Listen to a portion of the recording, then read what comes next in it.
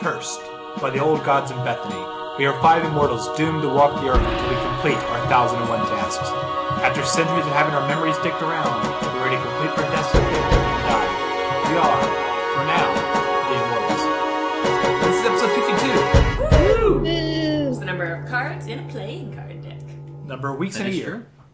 No, it's not. That's 53. 52 and a bit. What? No, it's always... Closer to 53. It's 52 and a bit, depends. People always say 52. Well, people say 53. It is 52 and a bit, so sometimes, so often, like so if you have a 53. leap year, for example, that sort of thing, depending on how the weeks are numbered, sometimes you'll call something the 53rd week of the year rather than pull the first week of the year back. See? So, like, in Excel, you gotta think about that sometimes. Oh my god, I don't care. So, obviously, you guys all missed us last week. Yeah. We missed you too. And we apologize for that. Obviously, it was about 3 weeks ago, Bethany came back and wreaked havoc on another dimension full of gods and such. And we knew there was going to be some trickle-down damage into our realm. And with the state of everything going on right now, we decided it best to take a week to breathe. And we did. So we thank you all for your patience. And here we are now to talk about very difficult topics. We really are, yeah, that's true. Before we get to that, let's say who we all are. I'm Austin. I'm Adam. I'm Sarah. I'm Lee. And I'm Pedro. And together we are the Immortals. Every week we review one of the 1001 movies, albums, food, songs, children's books, and TV shows that you must consume before you die. Every week we are assigned the number from now, oh god, it's a minion of Bethany, the evil one who has been tormenting our lives. We're doing this podcast trying to break the curse, which is also unfortunately powering up her whateverness. So we'll ignore that and just focus on the reviews at hand, because we are a review show. That is our primary purpose. And the number that we seem to be haphazardly assigned last week was 836. And that means the movie we're reviewing this week is Romper Stomper. The album is If You're Feeling Sinister by Belle and Sebastian. The food is Melton Mowbray pork pie. The song is Brooklyn's Finest by Jay-Z featuring Notorious B.I.G. The children's book is Smith by Leon Garfield. And the TV show is Hatufim, I think that's how you say it, which is Prisoners of War in English, which is good. Let's say right now, I cannot wait for the song segment. I have no idea how Pedro's going to review Jay-Z and Notorious B.I.G., but I'm very excited. We'll find out. All right. But I say that now to lift the spirits for a millisecond as we get into the film Romper Stomper.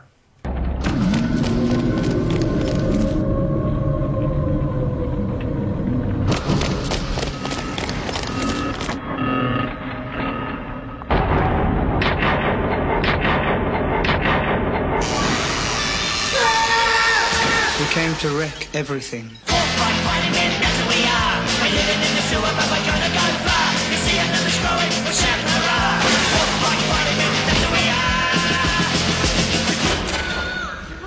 I'm going to tell you something. I want you to listen to me, okay? This is not your country. So as you can gauge from that trailer, this is not a romantic comedy. No. This is a film from the early 90s, written and directed by Jeffrey Wright. And it's an Australian film. It is probably most noteworthy for being the film that really put Russell Crowe on the map. Young Russell Crowe, who looks like he is barely aged. It's really true. Exact same face. It's not different.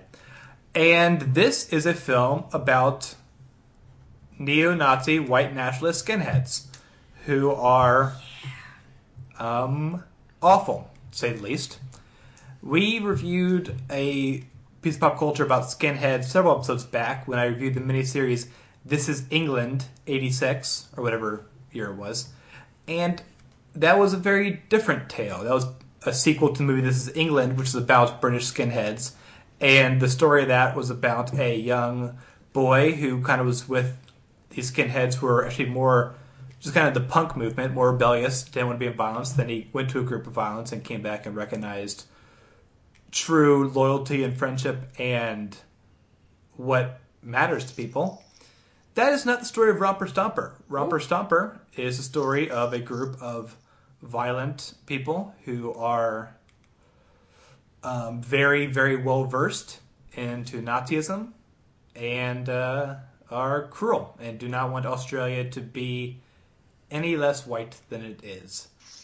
Which doesn't make sense because it's Australia. Yeah. Well, I mean, There are indigenous people there who are not white. Well, see, it's funny because we would say the same thing about America, but whatever. From the very first scene, this movie is very jarring because they are attacking an Asian woman for being Asian and saying to get out of our country. And two other guys. And some other guys. It is... It's not right that it was too topical right now. Yep. Yeah. It was something that was upsetting from the first moment because it is now hitting home in a way that none of us here in America thought, as we did this in November of 2016. And now it's story time, because what happened to me this week is that 5 days before I watched this movie, my childhood church, which is a really beautiful place that has always been wonderfully multicultural, African, now Latino, big refugee population, but also white. It was actually founded as a white flight church on a amazing sort of turning of racism on its head, was vandalized on Sunday morning with the words "Trump Nation, Whites Only" written on the back of our advertisement for our Spanish language service and in the Memorial Garden where we bury our dead.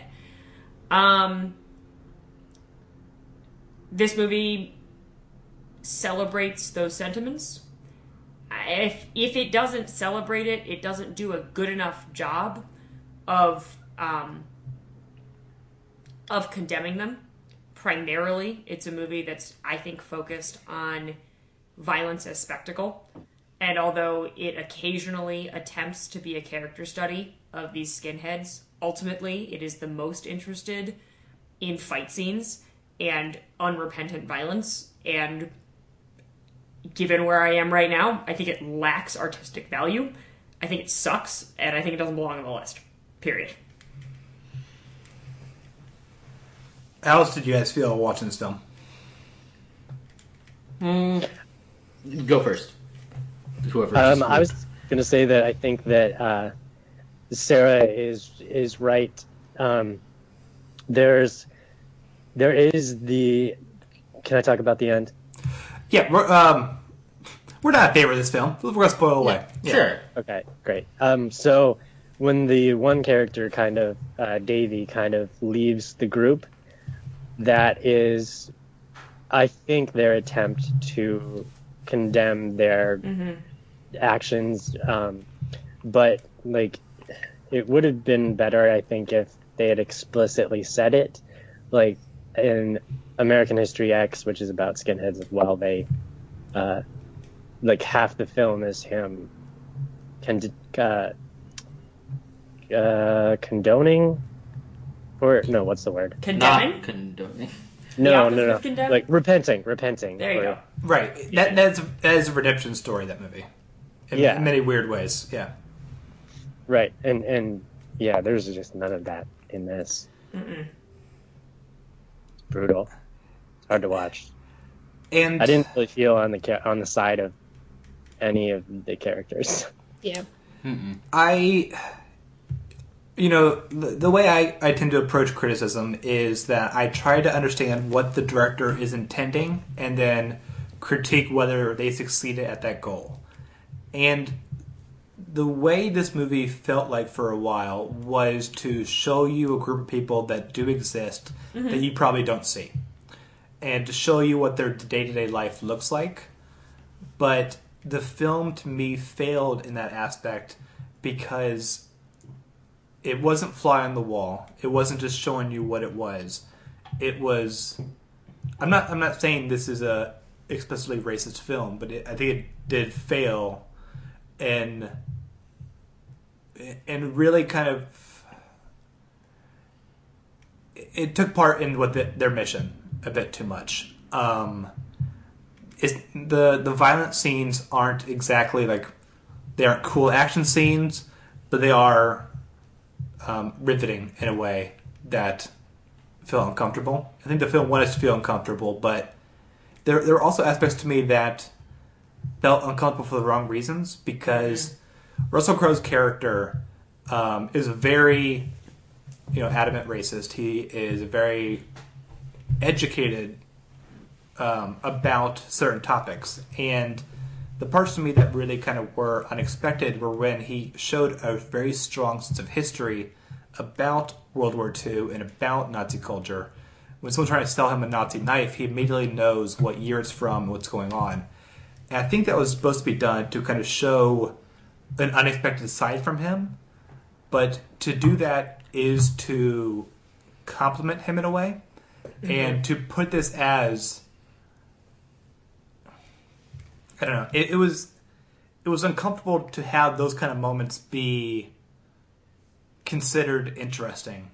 Yeah. And to have like the sex scenes be filmed with crazy jump cuts. Yeah, jump cuts. Place. It just didn't fit. But it was also like romanticizing everything that's going on. I guess, like you could have someone else have sex, like you have the camera on a tripod, and I mean, I guess it's interesting because it's the second movie in as many weeks, or no? I guess we watched Texas Chainsaw Massacre a couple weeks ago. 2 episodes ago. Yeah, that I think what the movie is trying to do, in some way, I agree in general with how Austin describes criticism. That really what I'm looking at is, does the artist succeed in what he's trying to do? It's possible that in some ways this film does. I think that it, in many ways, is trying to paint a fairly unpleasant picture of skinhead culture, and it is fairly unpleasant to watch. What it doesn't do is, to be honest, I really want to watch a good movie about why this kind of anger persists, and why this kind of anger, how it is motivated and how it festers. And in the few moments that the film hinted at that, I was really into it. Because actually, these days, I'm kind of desperate to know what is going on that I don't understand. But for the most part, it veered more towards the voyeuristic and sort of more of its goal, I think, was to say, look at this thing, look how gross it is. Let's all gawk at how gross it is, which I think is similar to Texas Chainsaw Massacre's goal. And that's where I say, it's where maybe I go one step different in Austin about the criticism, which is, yes, you absolutely succeeded in doing what you were trying to do. The thing you were trying to do has no value, and I reject it. So I don't like this. That's part of criticism as well. I will recommend the film to people. I think it's still on Netflix. It's a film that I saw at the Heartland Film Festival called Erasing Hate, which is a documentary about a former neo-Nazi who is covered, his head is covered with face tattoos, and he has left, that, he has kind of removed all that from his life. He is now a much more loving and caring person who's trying to repent the damage he caused to people. And the documentary is literally following him getting the tattoos lasered off. It takes like 14 sessions to do it. And awesome. It's not numbing. Yeah. So it's the best metaphor ever for a story like this, because as the story goes on, also you get to hear about what he did basically to people. That movie is very good and very powerful. So Erasing Hate. Lee and Pedro, we haven't really kind of heard, and I want to hear more from Adam as well, of what you guys saw this film. I have a lot of feelings. No. I mean, I don't know. I don't like the fact that it hit really close to home now, because I kind of wished I had seen it 3 weeks ago. That would have been fine. It would have made the experience watching it different. Those first scenes were a bit difficult to watch. It was just gratuitous violence. Part of the reason why I think it was so raw was it was kind of realistic in that it's not like an organized, beautiful fight. No, it's just a bunch of people hoarding at each other. First provoked, then retaliating, and the bit you mentioned with Russell Crowe, I guess, talking about the history, trying to introduce the girl to it, that was interesting for the same reasons that you guys brought up. That he's kind of knowledgeable. He knows history, but you can tell that he's corrupted to see it the wrong way. Or, yeah, the wrong way. There's no... No, yes. Yeah.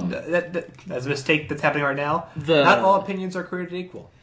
The guy, he did break away, and I was hoping that would maybe hint at sort of a coming back moment. But it didn't, because when Russell Crowe came back, he stuck with him for a bit, and he only really turned not necessarily on his beliefs, but on his ringleader, when the person that he sort of became interested to was threatened, or like almost killed. Which, there's something there, but I'm not quite sure what. One thing that sort of made it so that I didn't buy into the movie a lot, which made it easier to watch, was how inconsistent it was. Well, I think we mentioned the sex scene. It just kind of didn't fit. Weird editing. They would throw in a track in the middle of a chase fight scene, which didn't fit because it completely changed at least how I thought you were supposed to perceive it. It seemed more of like, oh, look, it's one of those fun chases now. Let's see if they can get away. That was kind of weird. It seemed like this was like a college student's first movie. It was just, It wasn't well made. It was, I don't know. It's hard to explain. I like the girls, not just the new girl that we sort of follow into the group, but the other two that were hanging out with them before. Like, they would take part in the violence. They thought it was fun. It was cool. They would, like, once people started hitting their victims, they would join in here and there. They give them a kick or two. But then as soon as it turned to, okay, they came and got us at our home, let's get guns, they're like, wait, what? It's like, yeah, we're going to go out and kill them. They're like, you're going to shoot people. They're like, yeah, all right, well, if you're doing that, we're out. And they walked out. Because you did hint at this, that sort of skinhead neo-Nazism kind of evolved from punk. And I feel like they wanted to be punky. Mm-hmm. And when it got to a certain point of realism, they were like, okay, this isn't what I signed up for. It's definitely kind of fucked up that they were able to stick around for that long. But I kind of thought that was interesting to see. And maybe that was another thing he was trying to add. It just seems like there are a lot of little messages that he introduces, but he doesn't follow through on giving his message. So I appreciate the effort, but nah. I don't. Lee, let me talk about how you reacted to this film. It is a very, very difficult opening scene. Like, I've never wanted to turn a movie off so fast, and I've never started crying because of a movie so quickly. And it wasn't for any good reason. And I don't think... The emotions it evoked, I don't think were necessarily supposed to be as strong as they were. I agree with Pedro. I wish I would have seen this a month ago. Because my opinion would probably be a little bit different, but this is an incredibly difficult movie to watch, especially right now. And because their message is like so strong too, like they believe it 100%, but we don't have any reason why. And I wish there was like even just a little bit more justification, because I think that it would have achieved what the movie's trying to do and tried to show a different light on these awful, awful people, and it just failed completely. Yeah, Adam, you want to talk a little more about how you felt about it? Oh, Adam? Adam, you still here? Did Adam die? Adam walked Adam. away. Bladum. All right. Bladum. Oh, Jesus. You okay there, Lee? I'm fighting a cold. Oh, I'm sorry. There's one going around now. Here. No, it's just it's another layer to the shit. Yep, I gotcha. All right, one second. Let me mark the time. Are you... Okay. Okay, Adam, are you back? Yeah. Okay, awesome. I'm gonna wait a few seconds. Adam, why don't you talk a little bit more about what you thought of the film, and did the director succeed at his goals? The tricky thing is that I think it's hard to tell with this one what his goals were, and if I think it was just to, as we've said before, to just like show what this violence does to people, I guess, and it's I guess in that way it succeeds. I mean, certainly, what the violence did to me was just kind of like turn my heart to stone, I guess. Yeah. Just make me not want to, like, yeah, it's just a really weird feeling. And so, like, if that was the case, then it's really great. And Pedro said something earlier about, at the end, him killing the ringleader was just that, but I think he was more a representative of that life. And so I think that was a more powerful moment than Pedro gave it credit for. But yeah, I think the ending does have a little bit of that redemption. And what was the last line? Does anyone remember? Oh, it was kind of noticeable, but I just forgot about it now. Yeah, I don't know. You know, like a piece of information that I learned about this film that I think exemplifies why it fails at its mission. And I'm not saying that a crazy person's interpretation of a movie is the correct interpretation or anything. Dylan Roof, who is the young man who blew up a black church in South Carolina about a year ago, had a picture of the final scene of this film on his wall. And I really thought that The sideways shot? the shot of Russell Crowe's character, Okay. and I guess to me, like, that really struck me as I don't think that the glorification of this lifestyle was the point of the film. But if somebody who lives that lifestyle can interpret your movie as a glorification of the lifestyle, you've probably failed somewhere along the artistic path. The first comment on the copy that I saw was, this is actually a documentary now, except it's now with this racial slur instead of the other racial slur. Right. And I feel like that is exactly the reason why this movie failed. And there are other examples to me of director's intent being, misused. Sure. The film I thought about a lot during this was Fight Club, a film I really don't like. It's a film that glorifies nihilism and to point violent nihilism to the last 30 seconds where it goes, just kidding, it's bad, credits. Mm-hmm. Yeah. That's not convincing. You can't... If you're going to do that, you need to really kind of make a powerful, carpet under your feet kind of thing. It just pull the rug out from under you. That's the actual phrase. Yeah, that's I visually saw it, tried to say it.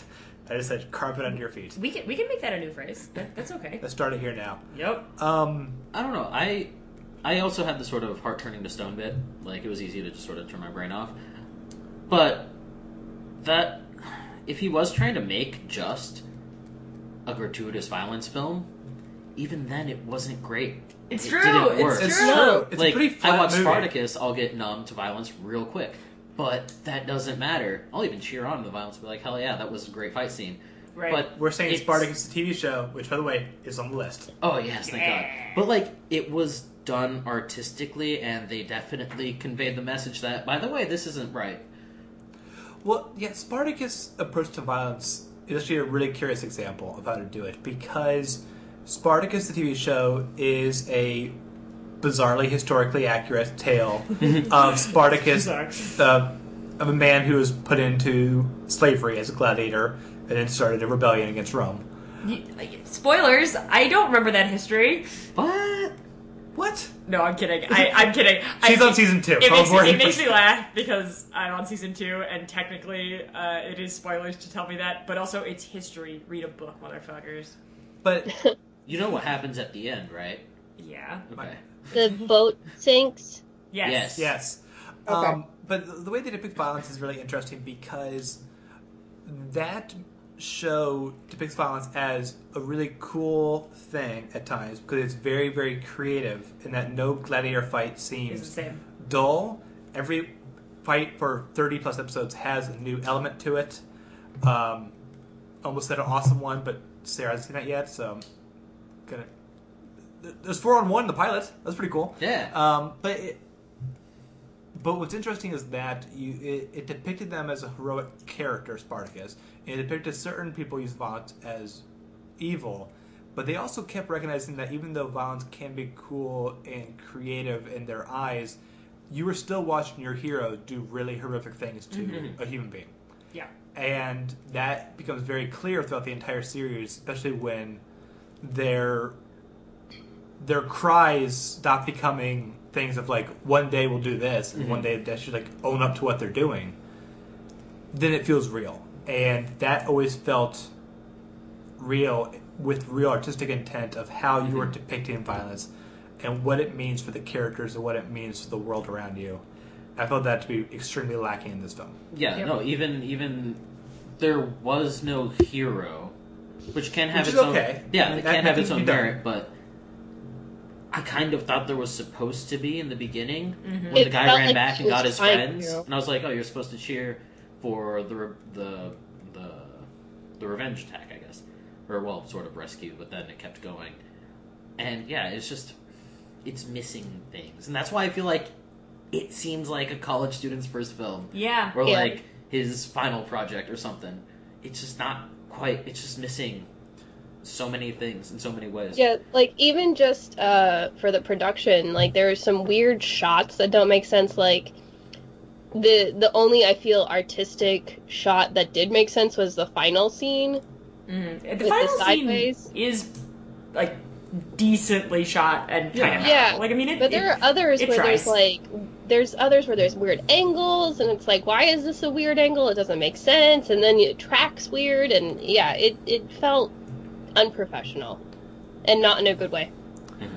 Well, if no one has any more final thoughts, I think we're all ready to Henge. never talk about this Yeah. film again. To Yeah. review our hinge ratings, because every week we give a hinge rating between 0 and 5. We do hinges because we're old and we like hinges. I'm going to start off by giving this film 2 hinges. I'll give it a 0.5. It's a 0.5 to be clear. I'll give it a 2.9. I feel like it, for some reasons it should be watched, but not. Yeah, Yeah. No, yeah. Lee and Adam? could be watched. I think I'll say 2.2. I feel like this is a movie that I wish I would have seen at a different time, because my opinion would be very different, I feel. Yeah. But at the same time, this is never a movie I would ever want to see on my own. So I'm going to go and join Sarah with 0.5. All right, that is the film Romper Stomper. It's bizarrely hard to find. It is actually. Yeah. I don't think anyone wants to carry it. Yeah, for some reason. I mean, I'll say Russell Crowe's performance. I didn't talk about this. Pretty good. Yeah, actually, he was. You know, I was about to mention that too, but I was like, it didn't thematically track what we're saying, so I'm Yeah. like, this is, yeah. That's why I got a 0.5 for me and not a 0 because Russell Crowe's fine. Yeah, there's some, yeah. Romper He Stomper. has other good movies though. Yeah, but Yeah. there's other things I can rate higher. He was in The Nice Guys this year. That movie's great. Oh, I haven't seen Cool. It's very funny. All right. Anywho, speaking of really great, Lee, what album did we listen to this week? we listened to If You're Feeling Sinister by Belle and Sebastian. Oh, get me away from here, I'm dying. Play me a song to set me free. Nobody writes them like they used to, so it may as well be me. Here on my own now after hours.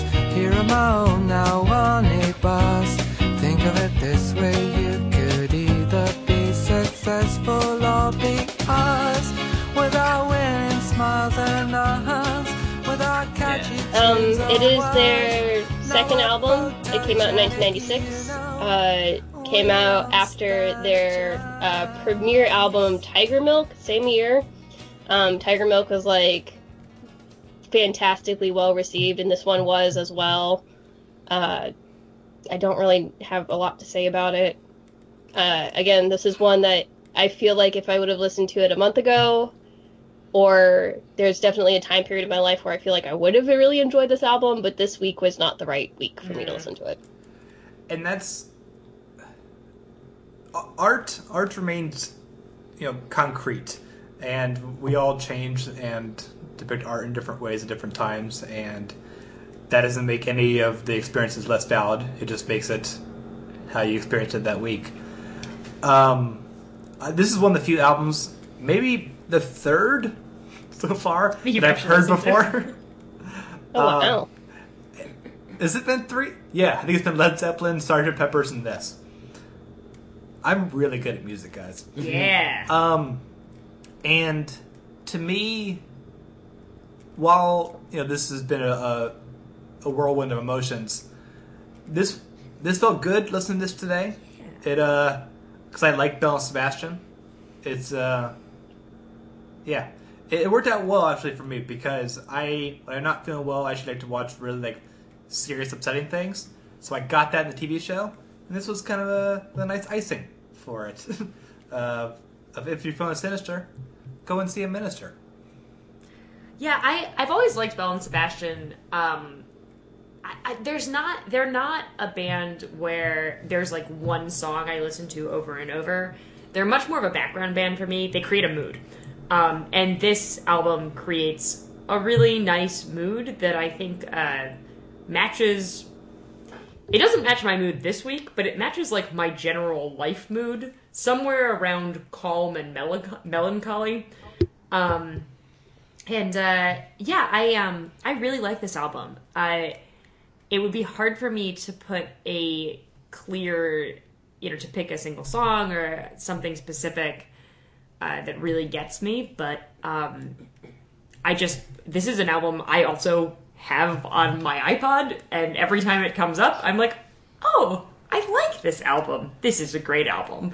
This actually does have a song I did listen to quite a number of times over and over again, which is Get Me Away From Here, I'm Dying. It's a really good song. Once you pointed out to me this is a good song, I was like, I'm into this. I love that one because it, I only know music through movies. I actually first heard that song, consciously heard that song, in the film Forgetting Sarah Marshall. And it's being played, actually not in a great cinematic way, but it's played while he's at the beach. And to me, this is a song that is so cheerful in its tune, but it's literally called Get Me Away From Here, I'm Dying. Yeah. That it's only can be celebrated as you're stuck in an awfully happy place. If you're stuck in Santa Claus, Indiana.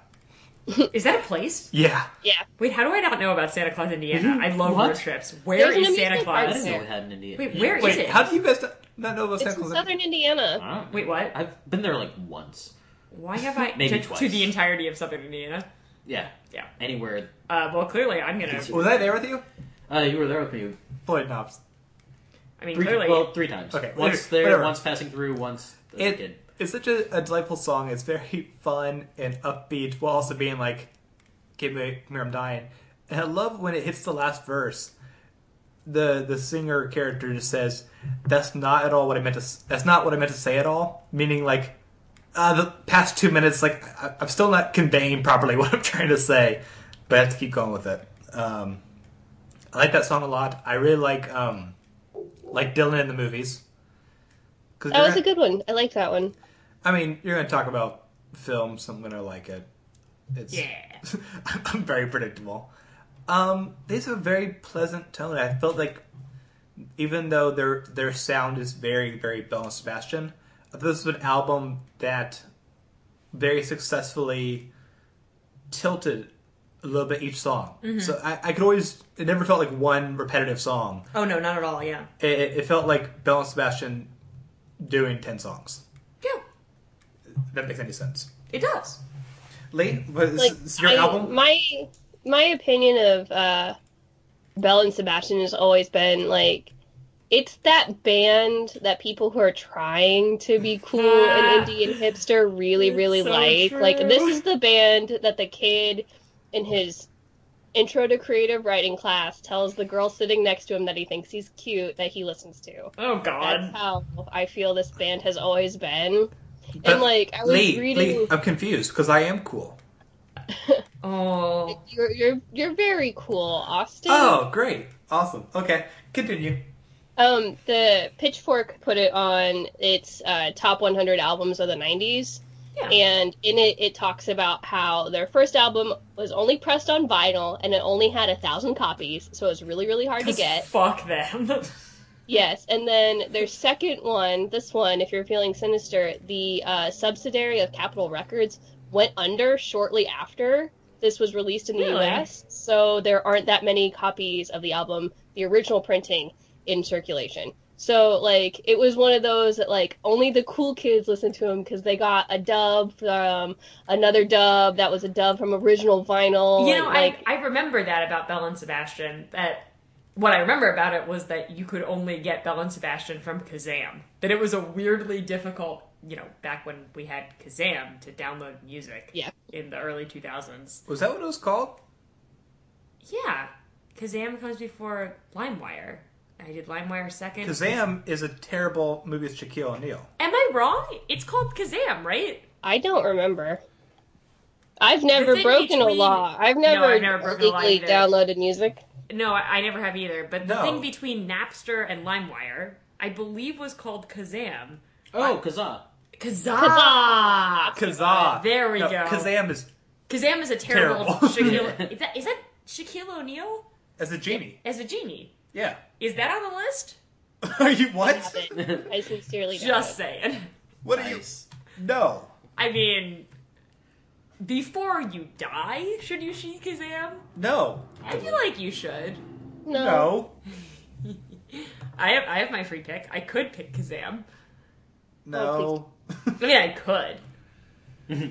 Stay tuned for episode 70. We see if Sarah makes us watch Kazam. Let's find out. Anywho, back to Belle and Sebastian.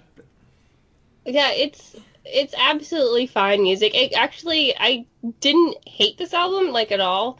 I thought it was perfectly pleasant to listen to. It was just not what I was in the mood to listen to. It reminded me a lot of the Kinks' Village Green Preservation Society album, which is one of my favorite albums.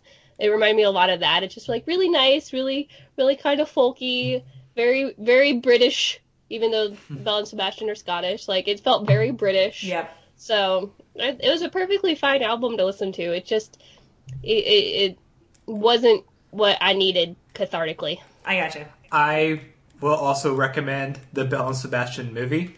There's a movie? Came out called God Saves the Girl, which has my favorite thing, which is singing songs directed to the camera. So, that's your favorite thing? It's awesome. It's great. I've never known that about you. We've been together 2 years. I bring it up all the time. I'm just saying, my Christmas gift to you is now just going to be me singing into the camera. If she falls through with that bit, we will put it up on the website. Will we? Yep. Well, then I'm definitely not following through. There it goes. Adam, did you listen to the album? Yeah, I did. And I really love it.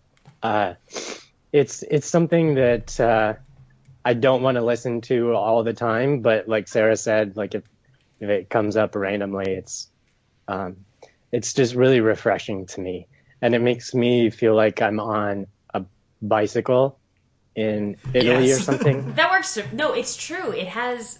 I spent some time in Europe with like that 6 years ago, and Belle and Sebastian gets at that in a weird way. Like, you're right.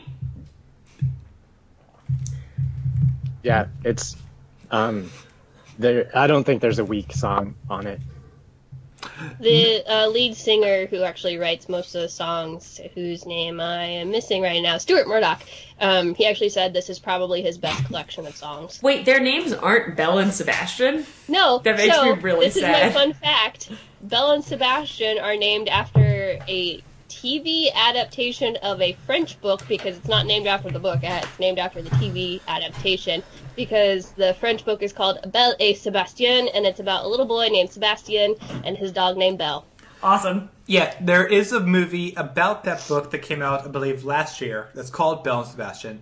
That is not the Belle and Sebastian movie I talked about. The movie I talked about was God Saves the Girl. It is time for hinges. Yep. Lee, what do you give it?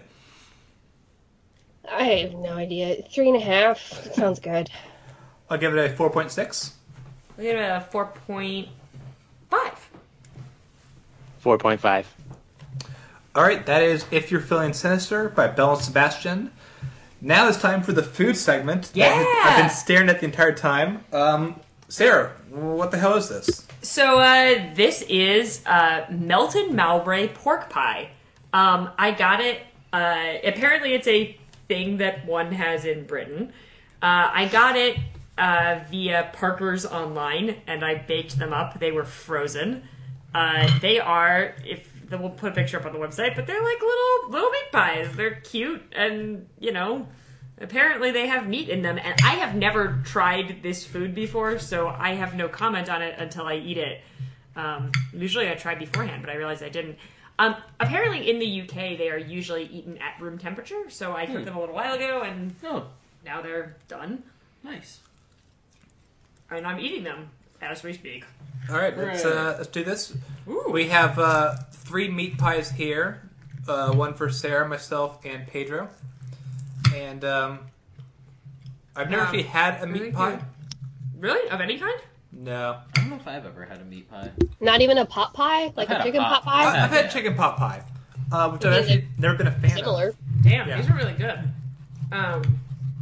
They're very, what is weird to me about them is that they are not a pot pie. Like, they're more like a meatball inside of pastry. It's true. It's I mean, a very like- solid interior. Like most pies Take are a like picture. a Take a single picture filling, of right? this, Austin. This is what it's supposed to look like.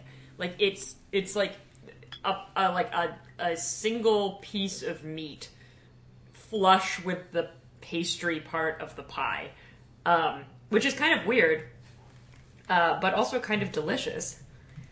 I'm a huge fan. This is tasty as fuck. I'm gonna eat it now. I agree. Yeah, it's really good. It's definitely pork. It's got a bacony taste to it, but it isn't bacon. I assume it's ground pork with lots of fat in it. It's delicious. Oh, that looks really good. Yeah, they're fucking delicious. It doesn't have a very porky taste to it. Like, pork No. sometimes have that. I forget. I don't know. Yeah, what it's more called, it's more bacony, but it's not as greasy as bacon. God, that's good. Good pie. Yeah, good pie. Good pie. Big I'm fan. a More little pie. jealous. Know the secret? Well, They grind No. the meat 3 times. you can buy them online for real. If you wanna. She's expanded. I taste something like small in this. Is that a little priest? No, it's just the grocer. We're just doing Sweetie Todd jokes now, apparently. Yeah. Pedro, I can do the entire thing. Can we not? We Could could we not do that, though? Easily could though. Yeah, these are good. I'm a big fan. Me too. Yeah. Dense. One of these is definitely like a good lunch/snack when you don't have a lot of time but you need to eat something Oh, for in the middle sure. of the day. No, this is my satisfying dinner. Oh, totally. There's a place in Chicago called Pleasant House Bakery that does meat pies in Bridgeport, and y'all should go because it's amazing. But again, this is weird because it is not. There is only one thing in this pie. It is only meat. It is, and it's kind of strange because the bread tastes good. I assume it's buttered down like a motherfucker. Oh my god, Yeah. yeah. This pastry, this shit is bad for you. Oh yeah, this is hysterical. Which makes It's it so wonderful. tasty, but it's so bad for you. This would be great hangover food. Oh my god, yeah. This and some fried eggs. Oh yeah. Going. No vegetables. Vegetables for chumps. Are they? They are. We've reviewed vegetables, haven't we? They're for chumps. Okay. Having another half. Uh-huh. Yeah.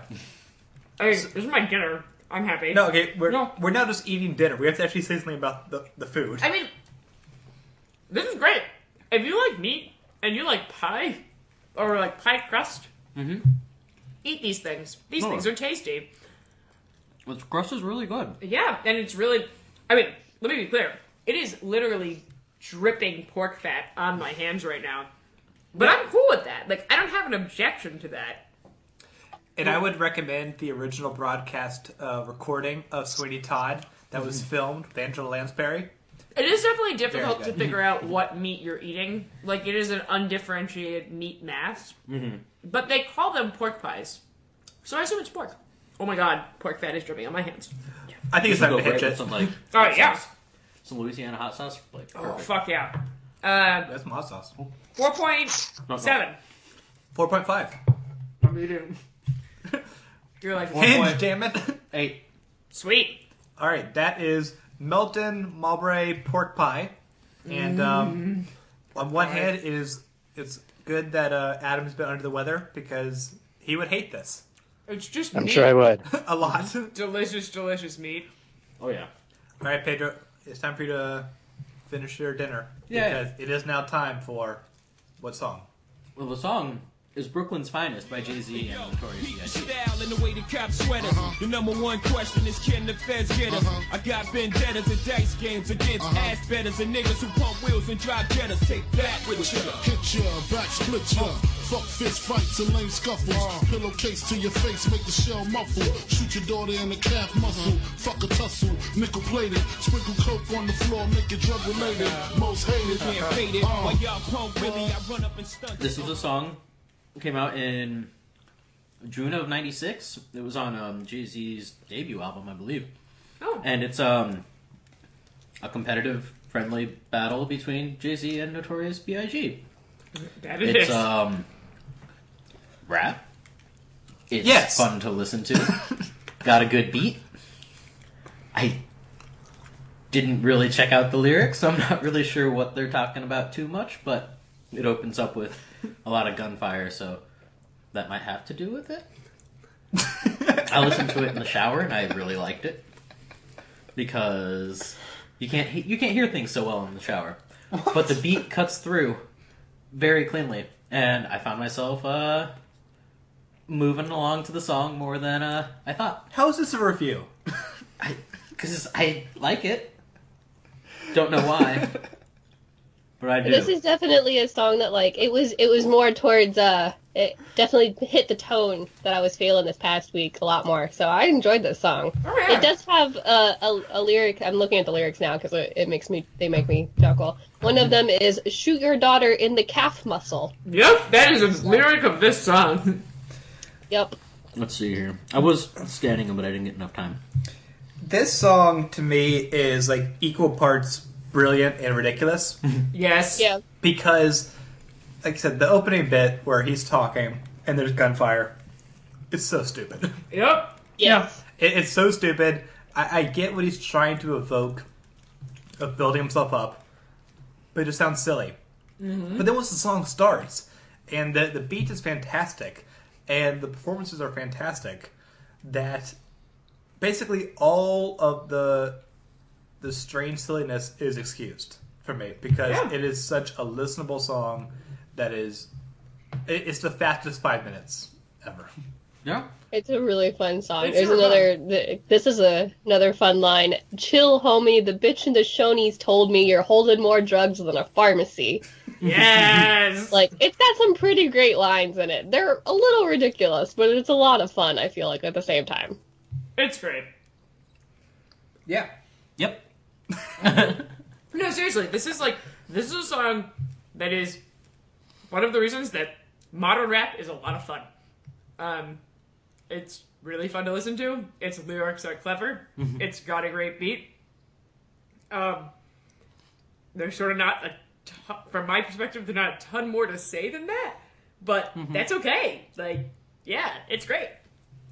Well, it's also remarkable because Jay-Z and Notorious B.I.G. are, like, the biggest rappers out of New York, so for them to work on the same song, it's pretty incredible.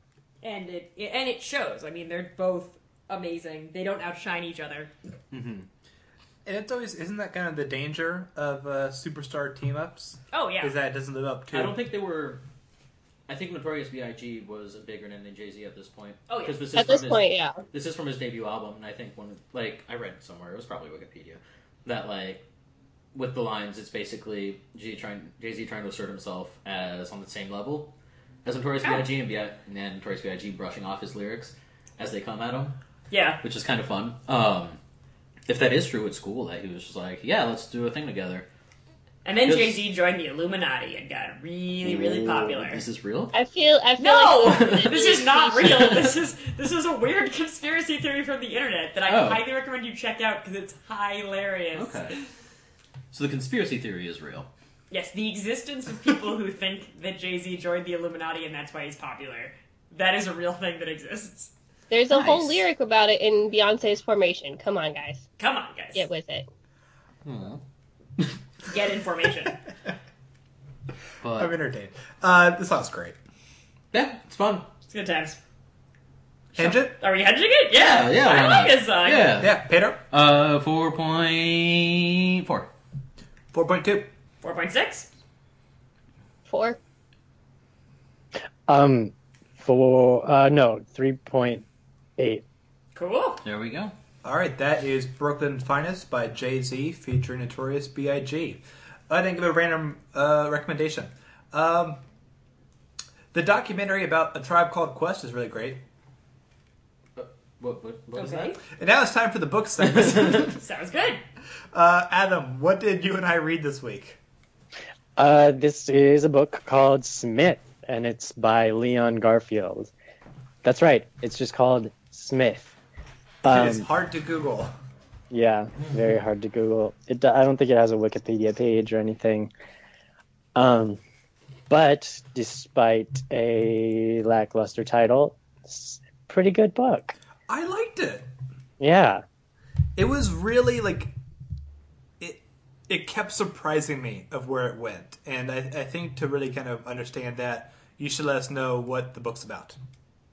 So it's about Smith, who is a 12 or 13-year-old pickpocket in London.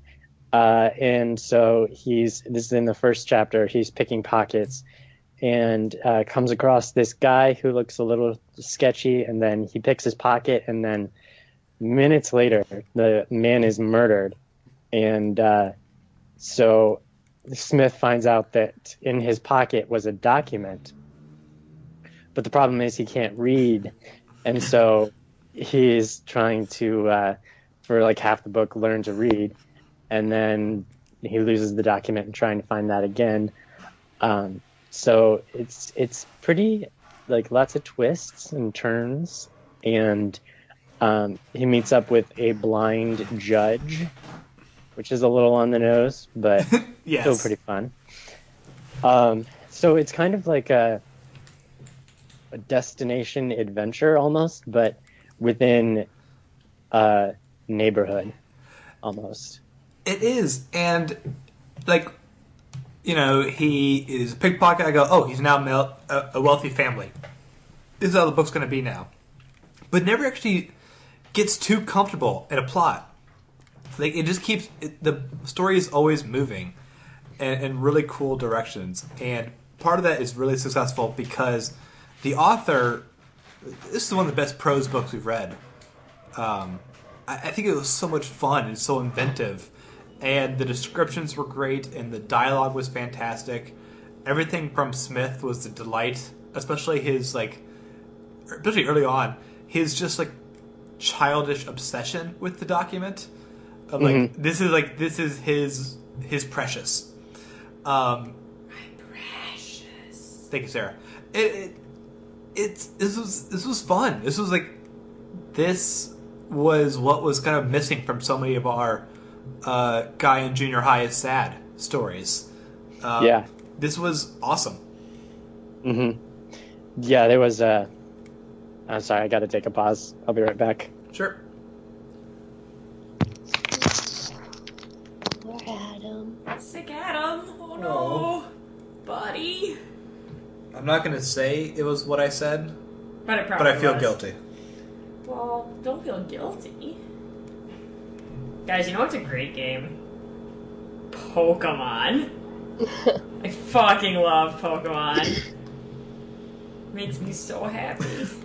There is a Disney princess themed city builder app game. Wait, what? So I've been playing that a lot. That sounds amazing. What is it called? It's called Enchanted Storybook Time or something like Oh, that. no, that sounds amazing. I want to play it immediately. See, Sarah It's needs free. Sarah needs a game for her to play on her phone in the courtroom. Yeah, no, for real. Like, I spend, like, a solid 20% of my day I spend just waiting for cases to get called from the courtroom, and I have to look professional. But, like, it is professional to just, like, be on your phone. As long as... It's called Disney Enchanted Tales. I'm hella doing that. Like, I used to do the New York Times crossword puzzle, but then I stopped. And I now play a lot of Pokemon Go, but sometimes there's not good wireless signal inside the courthouse, and then it doesn't work. It's very sad. So, clearly I need another thing. God, those pork pies were good. Right? Lee, these are great. You should eat them. I can't have the pie part. Oh, that's true. Oh, honey, I'm sorry. The inside falls out pretty easily, actually. Yeah, I just but ate it's, half of them. Nah, it's not worth it without the outside. Speaking of which, I'm gonna Yeah. eat the leftover outsides that Austin's left here like a chump. Right? If you ever need fun phone games, that's like what I constantly do. Did you play the Uncharted phone game, Lee? I That looked fun. did. It was too complicated for me. Huh? I beat that sucker. It was tough. It wasn't what I want in a game when I'm playing on a dumb game on my phone. So That's true. there's Burrito Bison Lucha something. Pedro was confused. He thought we were I was like, recording wait, right are now. we recording? Let's... We're No. giving no fucks anymore, Pedro. I was While barfing. you're gone, anarchy. I was barfing. I'm back. Hi, Adam. Oh, hi. You okay? How was barfing? It's fine. Was it productive? I'm sorry. No. Shit. No, it wasn't one of those productive ones. Damn. Where you file your taxes. Yeah. Yeah. How do you barf? I can start. Yeah, Yeah. I said something about pros. Let's just pause for a second, then all you.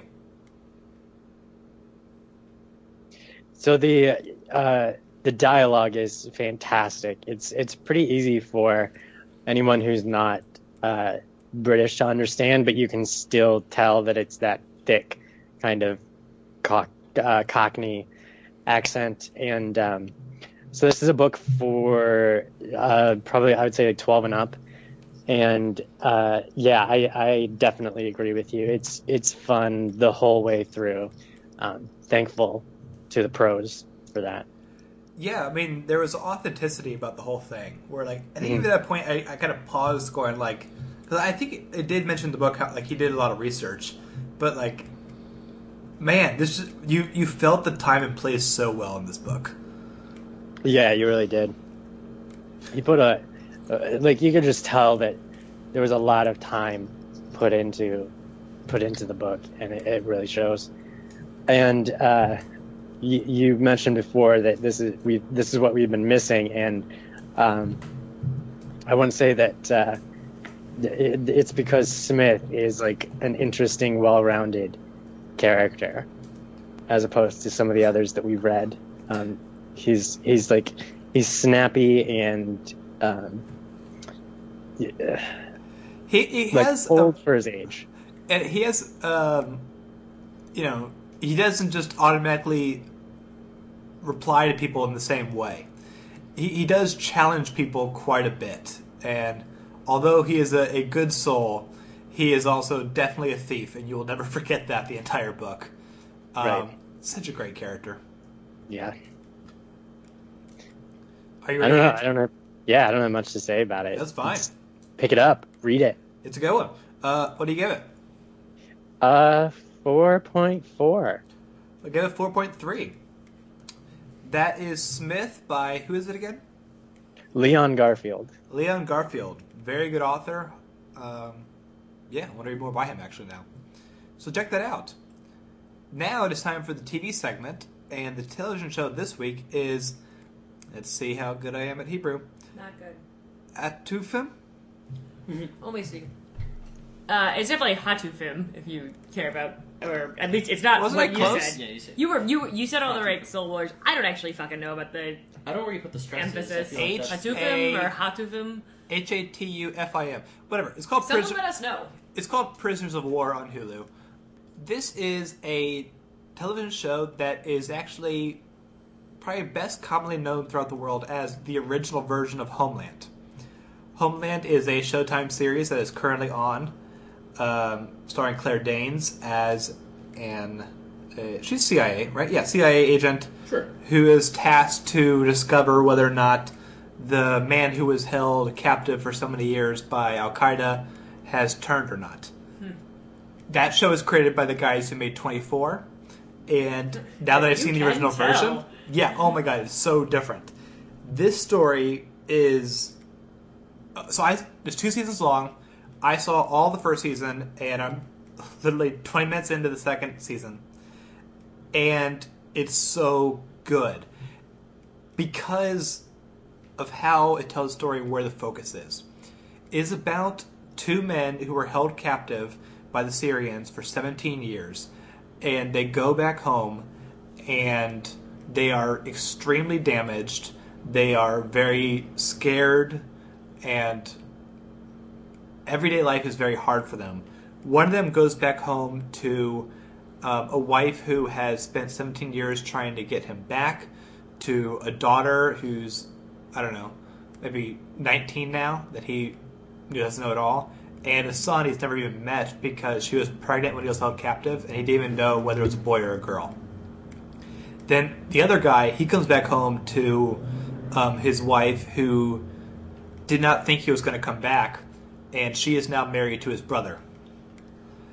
And to make it even more upsetting, there was a third man in their group, and he did not make it back alive.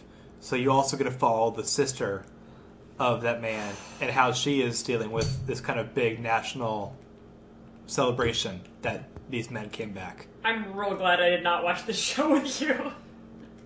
It sounds rough. It is very rough, but it's so good because the focus is so strongly on each one of these characters that they mentioned and every part of their family, and really focusing on how they are naturally responding what's going on, to the point where this show actually reminded me way more of Rectify than Homeland, aka people look at things and it's great. That's pretty much all that happens in Rectify, so yeah. Coming up in episode 60, bonus review of Rectify.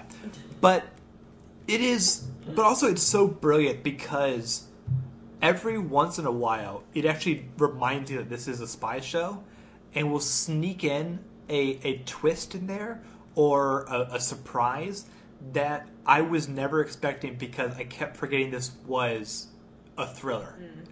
And that is so effective because every single twist and clue will point you in the direction of whether or not these 2 men were compromised or turned, or that they gave away important information while they were being tortured. But what makes the show significantly better than Homeland is that both versions of the answer make for an equally compelling show. So, I mean, the version that they are 100% innocent, they gave away no secrets, they've done nothing wrong, you're watching the Israeli state question their loyalty, and are basically repeating the torture to them to figure out what's going on. If they have completely turned, you're watching people who are lying to their family that they've been looking at the entire time, and every moment is something different because you just don't know what's going on. I've only seen half the show so far, and I know a fair bit of information, and I'm happy to say that nothing is a very easy answer, and everything is actually really, really satisfying. And also, I'm really glad that I watched how many I did. Obviously, I wish I could finish the show, and I'm going to finish the show because I need to know what happens.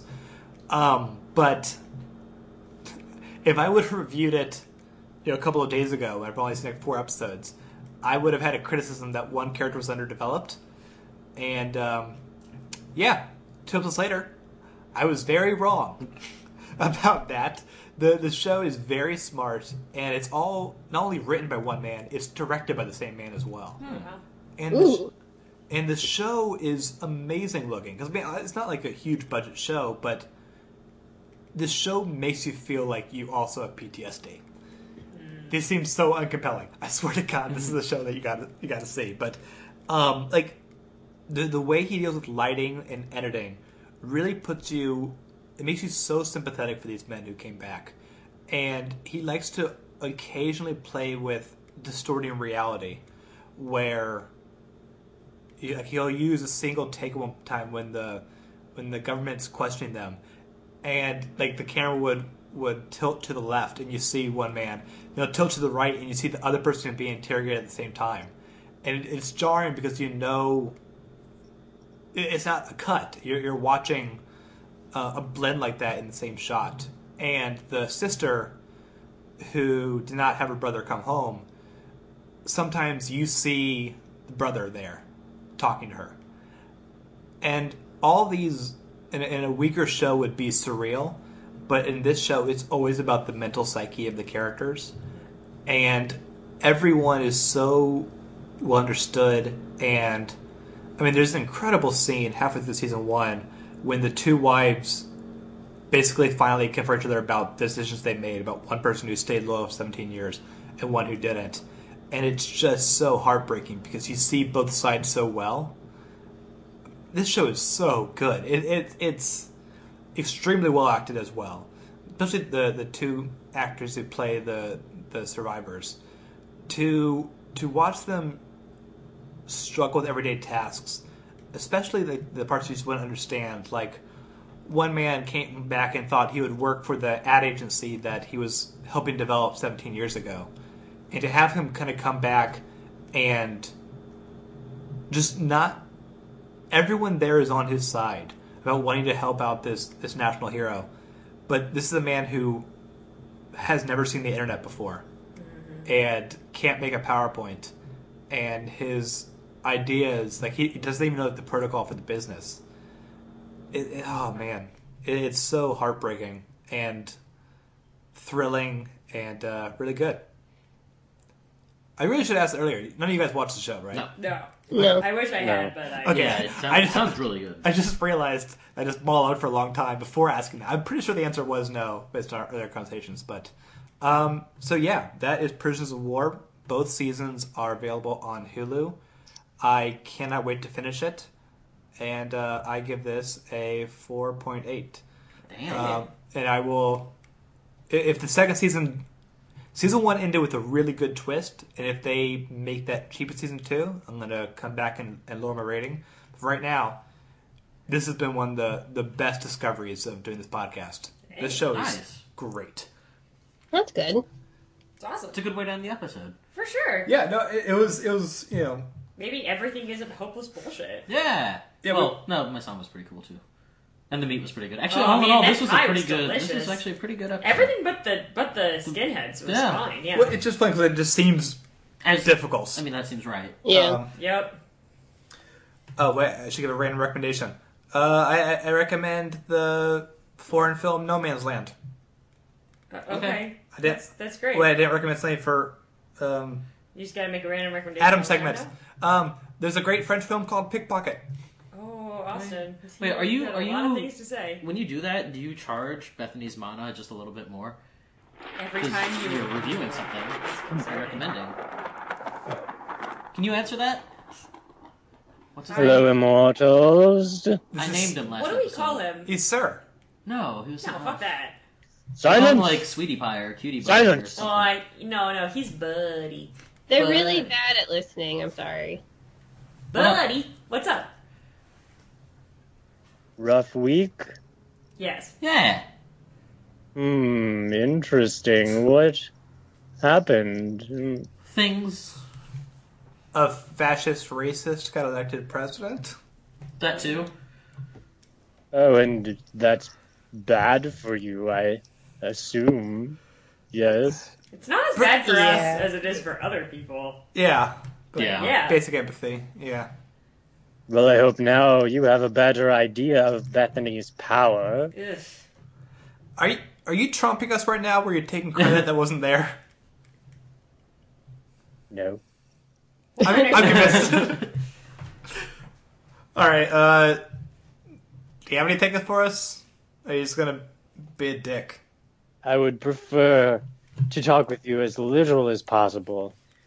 Just, I am here to make sure that you are still doing your duty as Immortals. Yep. Wait, do you listen to us while we do this? Do we actually have listeners now? This is just us doing it makes it... I'm saying up in Godland, whatever they are. No, it's really only a one-man operation, listening to you. Look, So I Sincho have did been not. tasked with doing that. Nice. May I give you your number and leave? Yes. Yeah. Would prefer it. Good. You're, 650? 650, yes. We haven't done that one. 650. That works, Cool. right? Oh, All right. Have we not done it? No, I don't know if he's keeping track anymore. I don't think anyone gives a fuck I out don't there. think so either. Alright. No, it doesn't matter what number, but if you stop doing what you're doing, you will not like the consequences. I can't think of something right now, but you will not like them. I'll kill a cat or something. Oh, Something jeez. very What? evil. What? Wait, No. who's cat? Do you have a cat? No. Someone's cat, then. Anyone's cat. Okay. You going now? I don't like this guy. I don't like him either. Ugh, whatever. I think he's got room to grow. It's almost like he's working for a supervillain. It's almost like that. Yeah. He just doesn't hate us well enough. What do you mean? Well, the intern hated us, but he was all, like, fun about it. Well, I found it fun that he hated us, and I liked him. This guy's not good enough at hating, and that maybe he hates as bad or worse, or less, I don't know, but he just doesn't... I want more. No, I'm listening. The next number is 650, and oh, thank God we need this. The next movie is The Muppet Movie. Oh, thank God! Oh, thank God. Okay. Phew. The food is epazote. Ooh, the song is... Oh, sorry, go ahead, Lee. The album is The Sensual World by Kate Bush. The song is Sun City by Artists United Against the Apartheid. Right? Yeah. Yeah. Huh. The children's book is I Am Susanna by Libby Gleason. I already did mine. Oh, sorry. I'm So sorry. it's a TV Still show. looking up mine. These books are heavy. 1 second. Or actually. And the TV show is, oh man, one of my all-time favorite shows, Arrested Development. Oh, what? Yes! Yes! Wow, this episode my is like God. everything I need and more. So, No shit. if you also need this and more, we will be back next Thursday. We're going to review those things. Even as things become really awful, I mean, I might totally need an all-rapist right now. It's true. Don't we all? we all need an all-rapist. This brings us the comfort to keeping this every week, and we hope there's a comfort to you guys as well. We will hopefully keep getting sillier as well. And that is easier when you have the Muppets and the Blues. Yep. So please join us next week. And until then, you can email us at theimmortals@theartofmore.com. You can leave a comment at theartofmore.com where you can give us your hinge ratings for anything we reviewed today. You can follow us on Twitter where you'll see some relevant retweets and pictures of the food we eat and other tweets. It's Twitter. You get it. Like, you get it. I mean, if it's not for us on Twitter, you would never have known that Leonard Cohen died. Yeah, shit. Yeah. We're the ones who break that news. That's one of my favorite discoveries from the podcast was Yeah. Famous Blue Raincoat.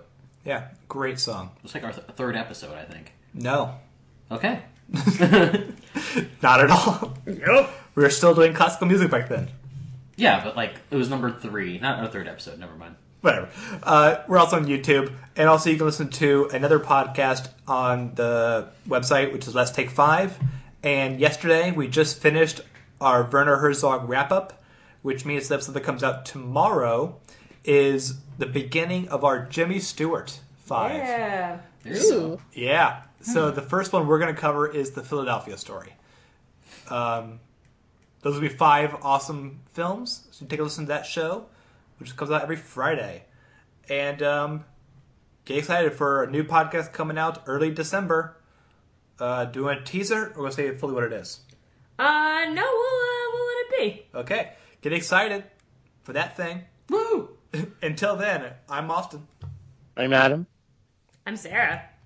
I'm Lee. And I'm Pedro. We'll catch y'all next time. Bye, Thanks. everyone. See ya. Bye.